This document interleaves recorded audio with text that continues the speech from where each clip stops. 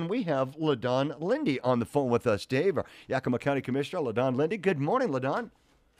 Hey, good morning, Lance. Good morning, Dave. Morning, LaDon. So we're talking taxation. What aspect is on your mind this morning, LaDon?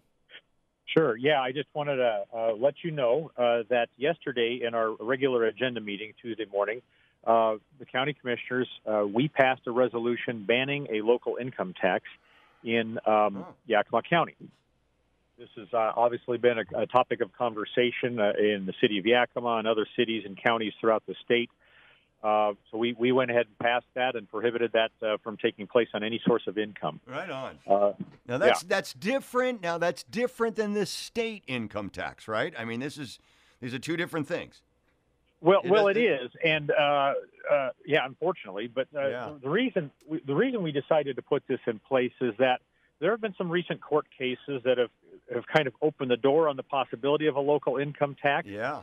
And also the issue with the state with the passage of the capital gains tax.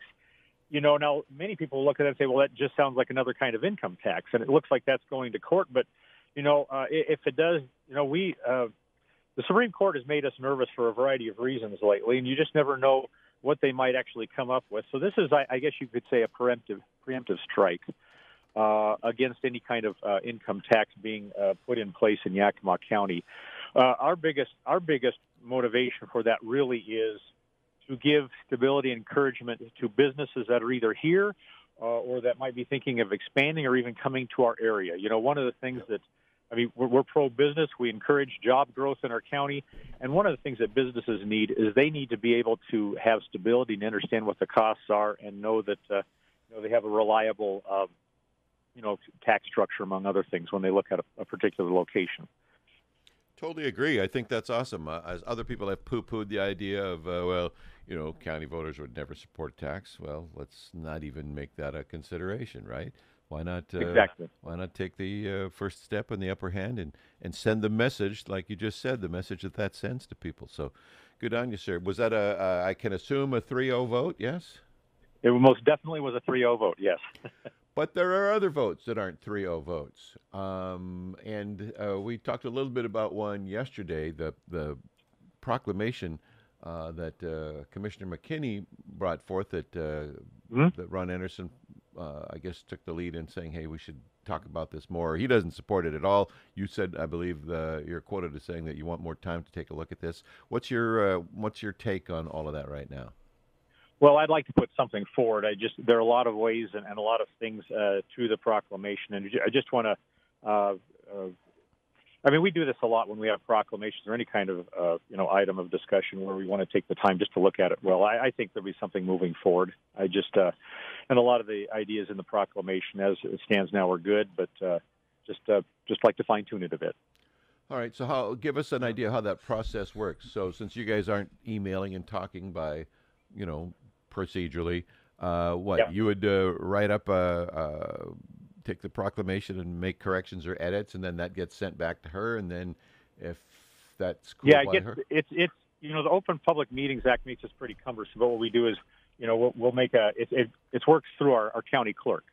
So the clerk will, you know, take something, distribute to the other two, all the commissioners, and then if one has some suggested changes, make the changes, send it back to the clerk, who distributes it out to the other two. So it's a little problem, you know, it's a little cumbersome, but it's what we have to do because of the Public Meetings Act. Right. So it could be, you know, back and forth for a couple of weeks before something officially comes forward then, huh? Well, I don't have an official time frame yet. We'll see. I'd like to move it along as soon as we can. Definitely. Right on. What else you guys working on? What role do you guys have in fire conversations and that sort of thing? Well, we get notified. I mean, there's not a lot that we can do, you know, as commissioners about that, other than the fact that we do stay tuned on the updates. We hear from our Director of Emergency Management, Sheriff's Office, others that are involved in the fire containment, and just so we, you know, we know what's going on among the citizenry. Is there anything in the way that you guys have in terms of emergency funding to help folks, like federal money that goes into a fund for that sort of thing, or just have to kind of like the rest of us stand on the sidelines and watch and pray? Well, we're certainly doing some of that, but sometimes one of the keys to getting some kind of assistance can be disaster declarations at times, which opens up the doors to state funding and federal funding through FEMA. Those might be potential actions. I don't think any of that has been activated as of this point. Yeah.